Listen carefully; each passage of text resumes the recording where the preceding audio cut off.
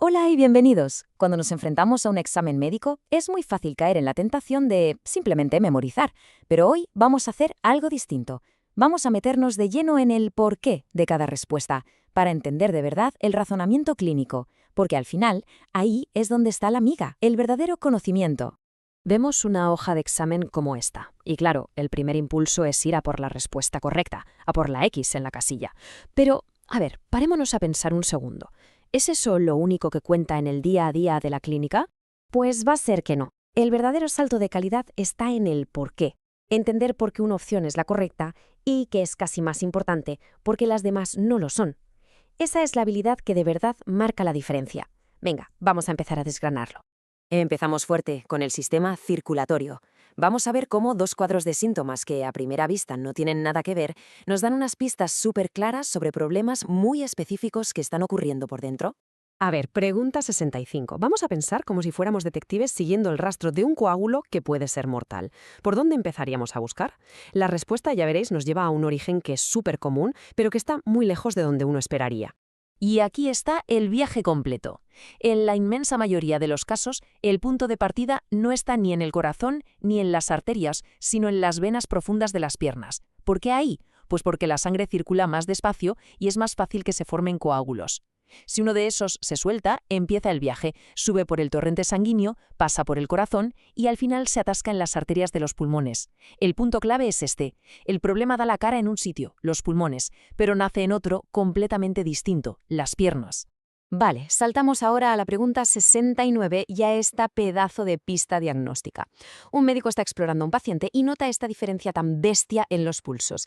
Esto no es una casualidad para nada, es una señal de alarma que apunta directamente a un fallo anatómico muy concreto. Y aquí lo vemos perfectamente. Esto es del libro, La coartación de la aorta. Imaginaos la aorta, que es como la autopista principal por la que va la sangre, pero con un estrechamiento, un cuello de botella, justo después de las salidas que van hacia los brazos. ¿Qué pasa? Que la sangre que va hacia arriba a los brazos y a la cabeza sale con muchísima presión, de ahí esos pulsos tan fuertes. Pero la sangre que tiene que pasar por ese atasco para llegar a las piernas, pues llega con mucha menos fuerza.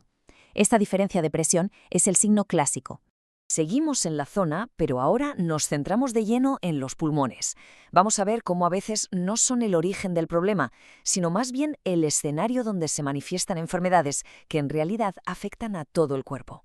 La pregunta 67 nos lleva a hablar del lupus, que es una enfermedad en la que el sistema inmunitario, se confunde y ataca el propio cuerpo, provocando una inflamación general. Pues bien, cuando esa inflamación afecta a la pleura, que son como las fundas que envuelven los pulmones, se produce un derrame pleural. Se empieza a acumular líquido en ese espacio, el pulmón se comprime y, claro, cuesta respirar. Y de hecho es la complicación en los pulmones más habitual en el lupus.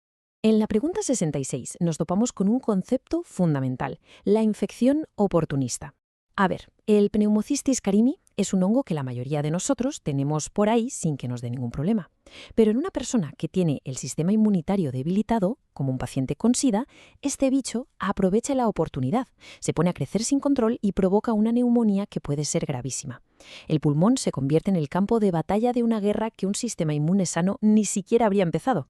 Bueno, cambiamos de tercio. Nos vamos ahora al sistema digestivo. Aquí vamos a explorar cómo un proceso muy lento y crónico puede acabar en algo muy grave y también cómo la geografía de nuestro intestino es clave para funciones vitales. La pregunta 68 nos enseña algo súper importante en patología, que una inflamación crónica puede ser la antesala de un cáncer. La gastritis atrófica no es más que eso, una inflamación constante del revestimiento del estómago. Con el paso del tiempo, esta inflamación va dañando las células, las altera y crea el caldo de cultivo perfecto para que aparezcan cambios que finalmente pueden terminar en un cáncer de estómago. Y con la pregunta 72, volvemos a esa idea de la geografía intestinal. ¿Por qué el hierro se absorbe sobre todo al principio del intestino delgado?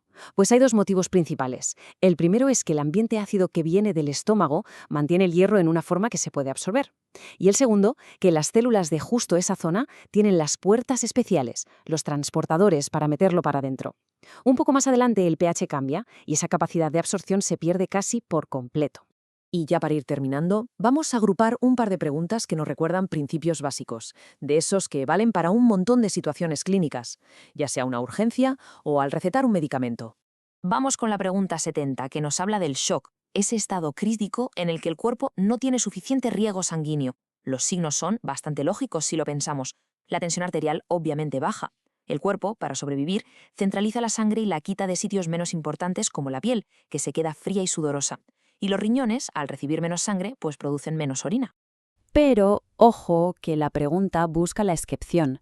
Y aquí está el quid de la cuestión. En un estado de shock no se produce una alcalosis, sino todo lo contrario. Como a las células no les llega oxígeno, tienen que pasar a un plan B, a un metabolismo de emergencia, el anaeróbico, que genera un residuo, el ácido láctico, y esto lo que provoca es una acidosis metabólica. Saber esta excepción no es un detalle sin más, es absolutamente crucial. La pregunta 71 nos mete de lleno en un dilema típico de la farmacología.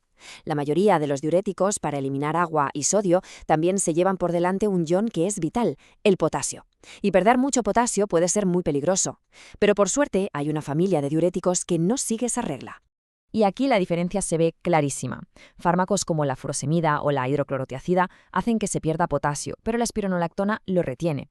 ¿Por qué? Porque su forma de actuar es diferente. Bloquea una hormona que le ordena al riñón que elimine potasio. Al bloquearla, se sigue eliminando sodio y agua, pero se ahorra el potasio.